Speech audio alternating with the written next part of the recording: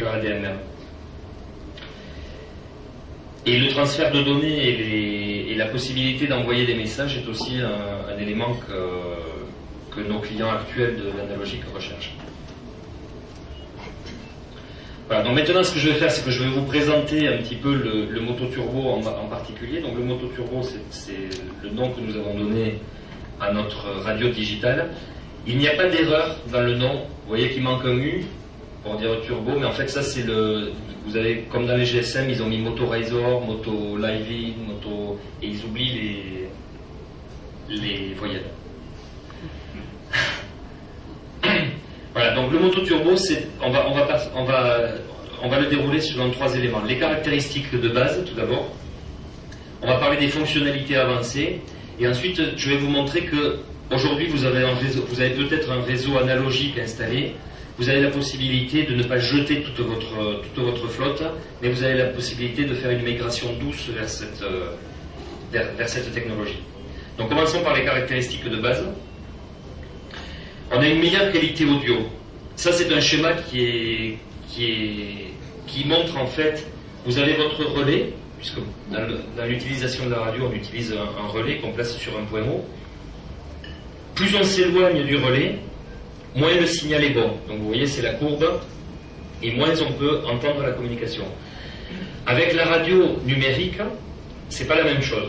La radio numérique, nous avons le signal qui reste constant bien plus longtemps pour après s'effondrer lorsque la communication ne passe plus. Et c'est-à-dire cette caractéristique du numérique nous donne une meilleure qualité audio sur toute la bande, toute la partie qui n'était pas couverte avant, mais ça nous donne aussi une meilleure couverture. On peut aller plus loin tout en continuant à entendre. Donc une meilleure qualité audio. Avec en plus le fait que le traitement de l'audio soit numérique, donc on a une suppression des interférences. Et donc vous aurez tout ce que je vous présente maintenant, vous aurez des démonstrations et vous pourrez le voir en live. C'est beaucoup plus parlant. On va en faire quelques-unes là, mais ça sera beaucoup plus parlant. Un point qui est très important sur le mototurbo, le fait que les communications soient numériques, ça offre déjà un premier niveau de sécurité, un premier niveau de... comment on va appeler ça? De sécurité, de confidentialité, voilà, je cherchais le terme, de confidentialité. On ne peut pas aujourd'hui, avec un simple scanner, comme c'était possible avant, écouter une conversation de par le fait qu'elle est numérique. Mais en plus de ça, dans ces radios-là, de base, on a une sécurité basique, un système pour pouvoir crypter de façon basique les communications. C'est une clé 16 bits qui représente quand même déjà un certain niveau de confidentialité. Mais en plus de ça, dans les nouvelles versions, on a une sécurité avancée où on peut aller jusqu'à 40 bits, un cryptage à 40 bits. Donc là, on est vraiment dans la cryptophonie. Donc ça veut dire que si vous utilisez ces radios, vous avez la possibilité d'être sûr que vous ne serez pas écouté. Et ça peut être très important, pas seulement pour des clients étatiques, mais aussi pour des clients privés qui ont des secrets de fabrication, qui ont des choses à conserver.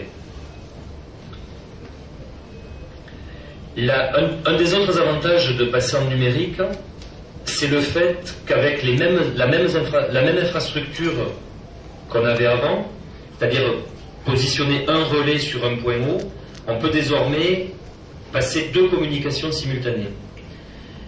Auparavant, quand vous vouliez avoir 2 communications simultanées sur un réseau avec de la radio, vous étiez obligé d'avoir 2 équipements, donc 2 relais, éventuellement 2 antennes ou alors un système qui combine les 2 antennes, et surtout 2 paires de fréquences, c'est-à-dire 4 fréquences. Donc ça veut dire payer des licences en plus pour les fréquences.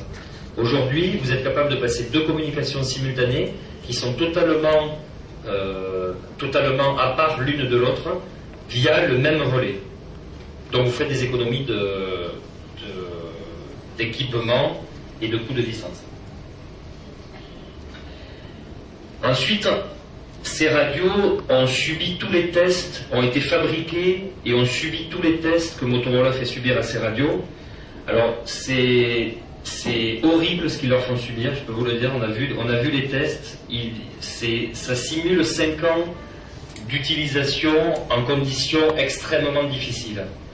Ça me fait mal au cœur quand je vois une radio qui a ça, mais comme vous pouvez le voir, la radio aujourd'hui, on peut même la mettre dans l'eau et elle continue à fonctionner.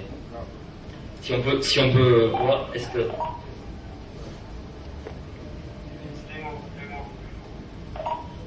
Voilà, et c'est de la vraie eau.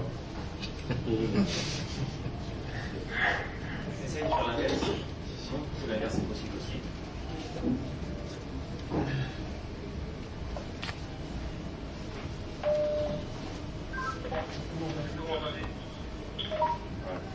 Là, vous voyez que la radio est dans l'eau et il continue à parler avec la radio.